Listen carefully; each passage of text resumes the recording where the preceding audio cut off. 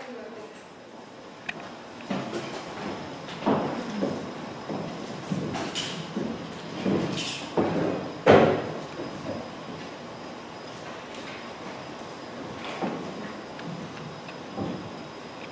everyone. Hey. The arcane rules and norms surrounding sex have been the subject of uncountable, often tediously sexist comedies throughout the years. As an autistic woman, especially as one whose parents who was raised by parents who assiduously denied that any child of theirs could be anything other than neurotypical, I strained mightily to discern the social patterns that might not be passed for normal, that might give me a chance at fitting in. When it came to sex, this was an often tragicomic affair. Up until the point where my long-running love affair with video gaming actually furnished me with an answer. I know, this sounds equal parts nerdy and silly, and to some degree it is, assuredly. But the reality is this. Discovering that sex could be rather like the role-playing I did in my favorite RPGs helped me find my sexual self. It helped me let go and embrace a play style that was me. I didn't fully grasp this, however, until I came into my own as a woman who loved BDSM. What is BDSM, after all? Costumes, performance, stage names, role-playing. You develop the skeleton of a character that holds up all of your sexual acts, playing to type, mistress, domina, bratty sub, she who tops from the bottom.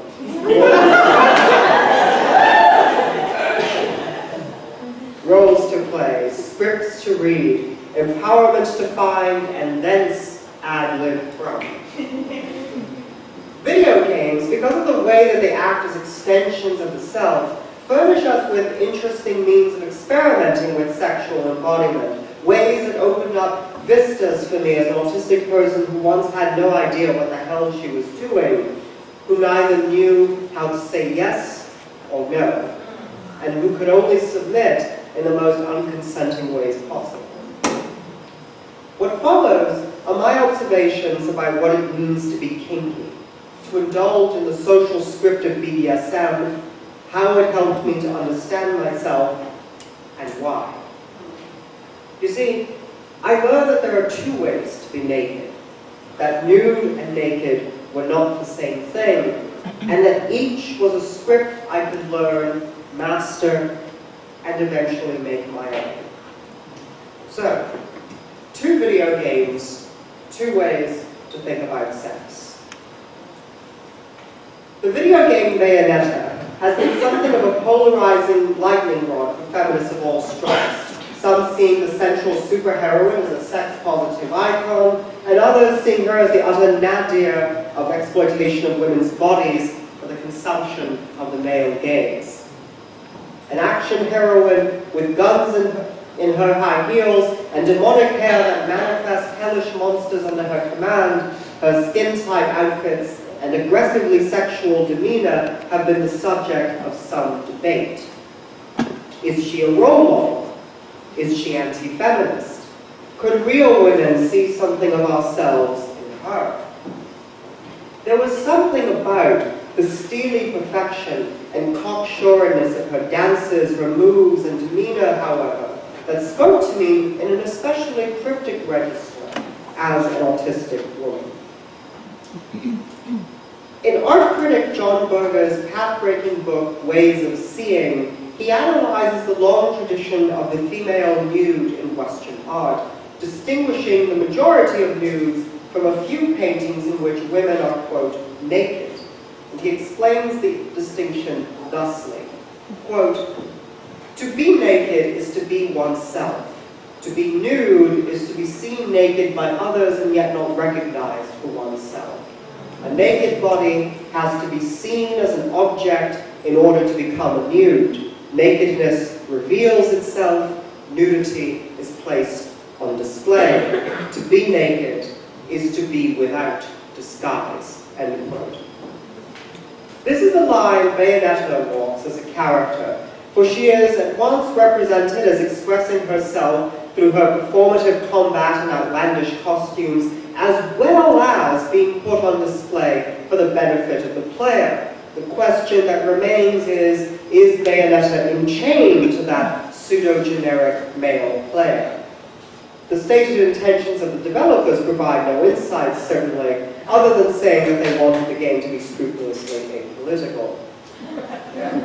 For a long time, then, I felt she was simply intended to be a sop to the male gaze. The camera is the roving, lidless stare that supposedly belongs to the stereotype of a lascivious young, straight, cis boy, drinking in crotch and butt shots, titillated by the pointless moans that accompany the camera's irritatingly pornographic caress. But the other half of the dyad matters as well.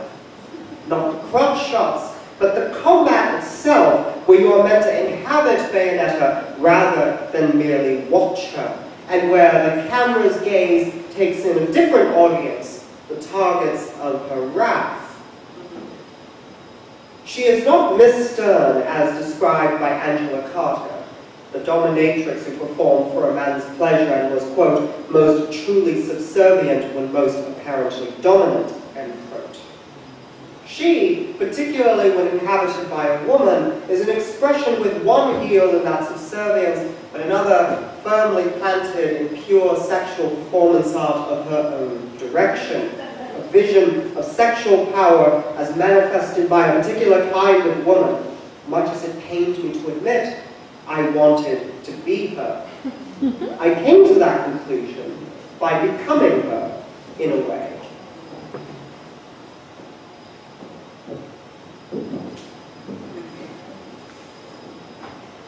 I straddled my partner's lap. She embraced me. My nails found her back, a tangled mess of hair. If I didn't know better, I could feel myself grow black wings and a familiar roguish smirk as our passion ricocheted ever upwards. We had sex, but not quite like this. I performed for her. I let my own lines and curves speak in a beautiful battle. I felt beautiful, which is an evanescent feeling for me. It never lasts. But here it went on and on. I stood and clawed, I spanked with graceful confidence, making my beauty a thing I projected. I wore my nakedness as a costume. There is a critical difference between this sexual congress and Bayonetta's battles, however. And it isn't just the lack of angels to spank. First, Bayonetta's domination is very literal and permanent. She kills and destroys with it, and it is hardly a consensual affair. My performance in lovemaking, where I felt myself flying like the protagonist of the game I played earlier that night, was similar but consensual, a moving moment in time where domination would resolve into communion. But there's another difference too. We were flawed. BDSM is an exoskeleton of rules, norms, and imperfections. All is spoken out loud by default. Negotiation approaches the point of clarity so often effaced by everyone knows nonsense, effaced by the very things that autistic people are expected to know. You step into a predefined role knowingly, willingly, and with the understanding that you will use its superstructure to build your own edifice of fuck. It's very different from the quiet, unspoken hell of vanilla sexuality where one feels forced into a role she did not ask for, did not know was a role, and where the script has been scattered to the four winds, compelling an altogether different, unsexy kind of submission.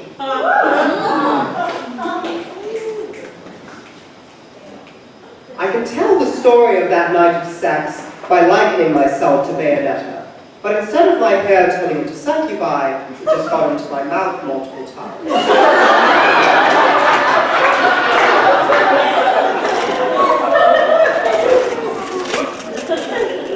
I was breathless and imperfect. The lube filled the wrong hand. I nearly lost my balance from lightheadedness several times. It was like a cascading system crash. This half of sexuality, resolutely sexy but flawed by beautiful mistakes and frailties, is what thrums through Lana Polanski's erotic twine game, Error 404. Its premise is simple. You are sexually pleasuring an artificial intelligence, an AI. If the title wasn't enough of a clue, this is a game that makes glitch art sexually stimulating. It uses errors on the way to climax and even to symbolize orgasm itself. The AI commands you to push her beyond her design specs, breaking through limits that are doubtlessly voiding a warranty somewhere, and the game literally breathes as you do so. Flooding text suddenly quickens in pace as the game beautifully descends into erotic poetry, whatever your choice. Some days I have no patience for method, the AI says. I prefer the chaos of a million quick fingers mashing all my buttons at once. This is less elegance than raw jet fuel coursing through the AI's veins. The only guide is the AI's own capacious desire. No matter how hard one tries in BDSM, you will always make mistakes. You will never be the perfect dancing 3D fully rendered video game character.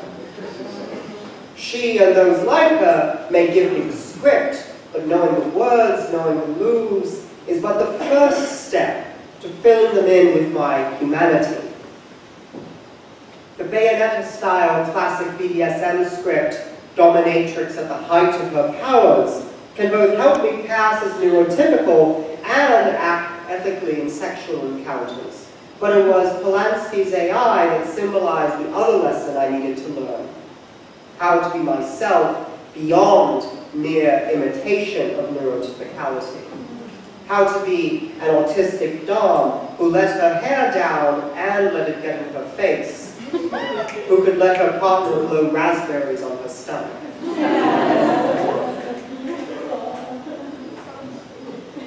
I needed the order of the script in order to come into my own. I needed the chaos of everything else in order to explore once I was there. Overclock me. Do it faster. I won't. Bad expression, illegal break statement. Glitches mount, and climax comes. Error page, the broken sound barrier of orgasm. When you mouse over text in Polanski's game, of which there are several screenshots here, the effacement of self and clarity in the throes of sexual need. Bad expression, logic is not defined, seems an apt way to describe orgasm sometimes. Strain me, hurt me, make my files raw. Enter me, macro not found, enter me, macro not found, enter.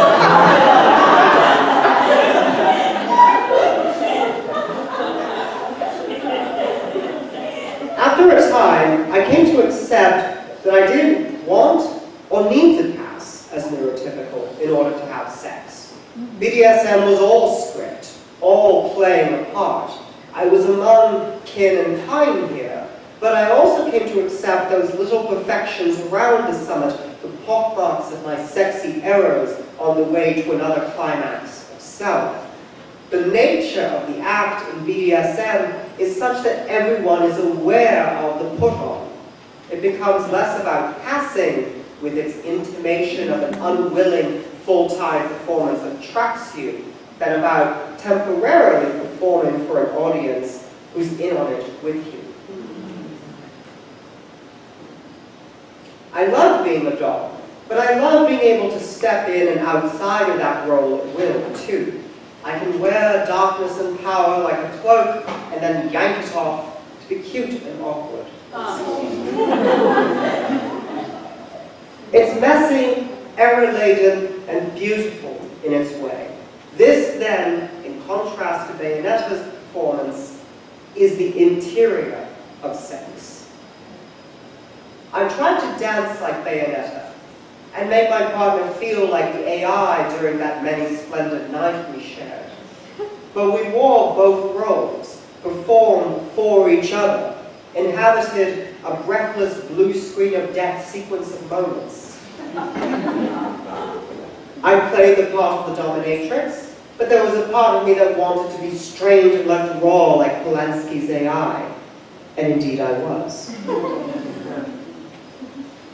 From one moment to the next, we traded off nudity and nakedness. The sexuality of performative power mixed with that of beautiful mistakes. We both collapsed into soundless 404 errors of our own, even as we were enveloped by Bayonetta's black wings. Two halves of the same sexual whole, sweating in the dark. Thank you.